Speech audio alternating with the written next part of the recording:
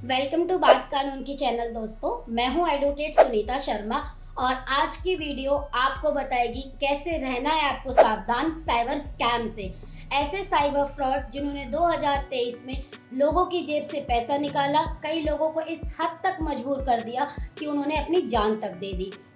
ऐसे ऐसे cyber frauds हुए हैं जिन पे आप बिलीव नहीं कर पाएंगे। 2023 में 10 ऐसे साइबर फ्रॉड हुए जिन्होंने हजारों करोड़ का पैसा गबन किया, और न केवल गबन किया, उस पैसे को अलग अलग तरीकों में इस्तेमाल भी किया। मैं बात कर रही हूँ टॉप 10 ऐसे साइबर फ्रॉड्स की जिसने ऑल ओवर इंडिया में हर उम्र के, हर कैटेगरी के लोगों को अपना शिकार बनाया। कभी वर्क फ्रॉम होम जॉब के नाम पर, कभी बिजली अधिकारी के नाम पर, कभी बैंक अधिकारी के नाम पे, और कई बार तो गूगल में कस्टमर केयर नंबर के नाम पे। तो इन फ्रॉडों की हम बात करेंगे। साथ ही साथ अगर ये फ्रॉड आपके साथ हुआ है तो आपको कैसे अपना पैसा रिकवर करना है, और अगर आपके पास ऐसी कभी कोई कॉल आ रही है या आपको 1% भी अंदेशा हो रहा है कि आप ऐसे साइबर फ्रॉड में फंसने वाले हैं, तो क्या क्या आपको सावधानी बरतनी है। इस वीडियो को आप अंत तक देखेंगे तो आप खुद भी सतर्क रह पाएंगे, सावधान रह पाएंगे और दूसरों को भी ऐसे स्कैम में फंसने से बचा पाएंगे। अगर मैं बात करूं हमारे पहले साइबर फ्रॉड की, तो इसमें कई बार साइबर स्कैमर्स ने उन लोगों को शिकार बनाया जिन्होंने बैंक में किसी तरीके की इंक्वायरी की। For an example, credit card को लेके, डेबिट कार्ड को लेके, या सेविंग अकाउंट्स को लेके, या कई बार उन्होंने जो वाउचर्स के मैसेज आए या लिंक आए उन पे क्लिक किया। सामने से कॉल आया एक पर्सन का जो खुद को बैंक का अधिकारी बता रहा था, कई केसेस में मैनेजर बता रहा था, और ओटीपी मांगने के बाद पूरा बैंक में जितना पैसा था उस पर्सन के, सारा सब चट हो गया। और इसका कारण क्या बना? इतनी सी आपके अंदर जागरूकता नहीं थी कि बैंक अधिकारी कभी भी आपसे कोई ओटीपी नहीं मांगते हैं। अगर मैं दूसरे साइबर फ्रॉड की बात करूं, तो इस साइबर फ्रॉड में अधिकतर वो लोग शिकार बने जिसने गूगल में ये कीवर्ड एंटर किया, कस्टमर केयर नंबर। अब ये हो सकता है कस्टमर केयर नंबर बैंक का हो सकता है किसी कंपनी का हो सकता है किसी सर्विस प्रोवाइडर का हो। आपने कस्टमर केयर नंबर सर्च किया और आपको ये जान के बहुत हैरानी होगी कि इन स्कैमर्स ने गूगल में अपने ही नंबर्स को कस्टमर केयर के नाम से फीड कर दिया, जिससे आप जैसे ही नंबर डायल करते हैं वो आपसे हेल्प मांगने के लिए, आपसे हेल्प करने के तरीकों के बारे में ओटीपी मांगते हैं। कई जगहों पे वो ओटीपी ना मांगकर आपको एक लिंक भेजते हैं। आप जैसे ही लिंक पे क्लिक करते हैं, आपके पूरे फ़ोन का एक्सेस स्कैमर्स के पास चला जाता है।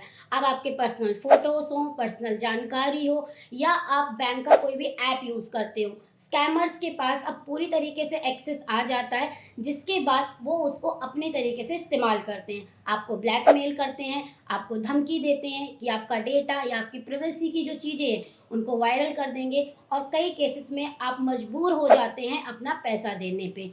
अगर आपके साथ इस तरीके की कभी कोई चीज़ होती है तो तुरंत नेशनल साइबर पोर्टल पे अपनी कंप्लेन दर्ज कराएं। किसी भी धमकी के बदले में कोई भी पैसा फिरौती के रूप में बिल्कुल भी ना दें, क्योंकि अगर आपको लगता है कि आपने पैसा दे दिया तो आपकी वीडियो डिलीट कर देंगे या आपके जो फ़ोटोज़ उन्होंने ले लिए हैं वो फ़ोटोज़ आपको दे देंगे, तो ऐसा बिल्कुल नहीं होने वाला है। क्योंकि उनका सिर्फ एक ही मकसद है, आपसे से ज़्यादा पैसा ले लेना। अगर मैं तीसरे स्कैम की बात करूं, इसमें बहुत ही आसान तरीका अपनाया स्कैमर्स ने। कई बार हमारे दोस्त या हमारी फैमिली या हमारे बच्चे या हमारे पेरेंट्स बाहर किसी काम से गए हुए होते हैं।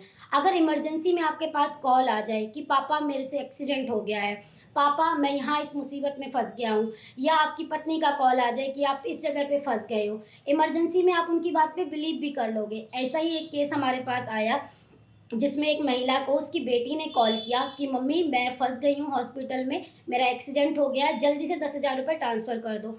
मदर को आवाज़ भी बिल्कुल अपनी बेटी की ही लग रही थी। मदर ने ये जैसे ही खबर सुनी उन्होंने तुरंत पैसे ट्रांसफ़र कर दिए। पर जब उन्होंने ये रियलाइज़ किया कि जो नंबर से कॉल आया है वो तो उनकी बेटी का है ही नहीं।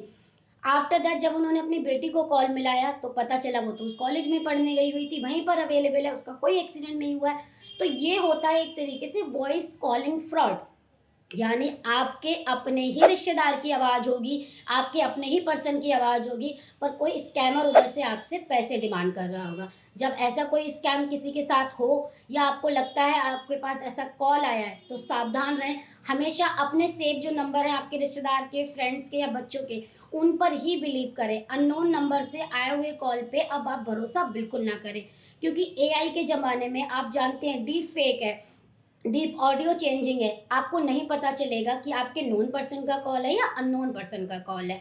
अगर मैं चौथे टाइप की बात करूं, इसमें तो ठगों ने खुद को बिजली विभाग का अधिकारी बताकर आपके घर में बिजली काट देंगे ऐसी धमकी देकर आपसे पैसे वसूलने के लिए एक मैसेज किया।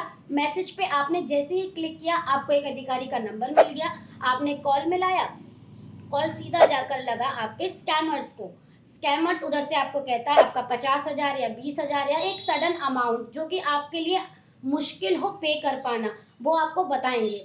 आप क्या करते हैं कि आपकी बिजली ना कटे, इस डर के कारण आप उनकी बात मानने पे मजबूर हो जाते हैं। मान लीजिए उन्होंने आपको बोला 50,000 का आपका बिल आया है, अगर आप नहीं भरेंगे तो आपकी बिजली भी काट दी जाएगी और आपके ऊपर कानूनी कार्रवाई भी की जाएगी। आप उस कंडीशन में डर जाते हैं, आप उनसे उपाय पूछते हैं कि इसका क्या उपाय हो सकता है जिससे कि मैं बच पाऊँ। उपाय में स्कैमर्स आपको कहते हैं अगर 50,000 का बिल है, हम 10,000 में सेटल कर देंगे। आप लालच में आ जाते हैं और ये बिल पेड कर देते हैं। जैसे ही आप बिल पेड एक बार करते हैं, वो दोबारा आपको कॉल करते हैं, आप फिर 20,000 दे देते हो, 30,000 देते हो और ये सिलसिला चलता ही जाता है जब तक आप पैसे देते रहते हो। अंत में जब आपको ये रियलाइज़ेशन होती है कि जितना आपका बिल नहीं था या जितना आपको पेनल्टी लग रही थी उससे कई ज़्यादा गुना आप पैसा दे चुके हैं, तब आपको पता चलता है आपके साथ स्कैम हो चुका है। तो कभी भी बिजली विभाग से कोई मैसेज आए, कॉल आए, कोई पर्सन आपको ये बोले कि मैं बिजली विभाग का अधिकारी हूँ, आप कोशिश करिए, आपके नज़दीक में हर जगह ऑफिस रेट अवेलेबल होते हैं बिजली विभाग के, आप डायरेक्टली ऑफलाइन जाके उनसे बात करिए। ऑनलाइन चीज़ों पे आज के टाइम में आप भरोसा बिल्कुल मत करिए। अगर मैं पांचवें टाइप की बात करूँ जिसने सबसे ज़्यादा लोगों की जेब से पैसा निकाला, वो था work from home job fraud. इस फ्रॉड में कई जो फ्रॉड स्कैमर्स हैं वो आपको वेबसाइट्स पे एडवर्टाइजमेंट देते हुए मिल जाते हैं। कई बार आपके टेलीग्राम लिंक में मैसेज आ जाते हैं, कई बार आपने इंस्टाग्राम या फेसबुक पे देखे होंगे, आप उन एड्स पे क्लिक करते हो जिसमें बहुत लुभावने वादे दिए जाते हैं कि 1 घंटे में कमाएं 10,000, 2 घंटे या 3 घंटे टाइपिंग का वर्क करें और कमाएं दिन के 2,000। आप इन एडवर्टाइजमेंट में आ जाते हो और आने के बाद आप उस पर क्लिक करके एक फॉर्म फिल कर देते हो। इनका सिंपल सी एक मेथड होता है कि आप एक फॉर्म फिल कर दीजिए, आपको वर्क फ्रॉम होम जॉब दिया जा रहा है तो आपसे कुछ सिक्योरिटी अमाउंट लेंगे ताकि आप हमारे डेटा या डिटेल के साथ कोई छेड़छाड़ ना कर पाओ, और आपको ये बात कहीं ना कहीं सही लगती है और आप पैसे दे भी देते हो। अब ये पैसे जो रजिस्ट्रेशन के नाम पे शुरू होते हैं, document verification, address verification, background verification, इस तरीके की कई चीज़ों में बांटकर वो सर्विसेज दे देकर आपसे पैसे लेते जाते हैं। और अंत में जब आप ये रियलाइज़ करते हो कि 10,000 या 15,000 आप देने या मंथ का कमाने वाले थे, उस स्कैमर ने आपसे लाखों रुपए ठग लिए हैं और ठगने के बाद वो स्कैमर आपका नंबर ब्लॉक कर देता है। इसके अलावा नेक्स्ट वीडियोस हमारी इस अवेयरनेस से रिलेटेड आती रहेंगी। आप इस पेज को फॉलो करें, सब्सक्राइब करें, ज़्यादा से ज़्यादा लोगों तक हमारी वीडियो को शेयर करें। Thank you so much for watching बात कानून की।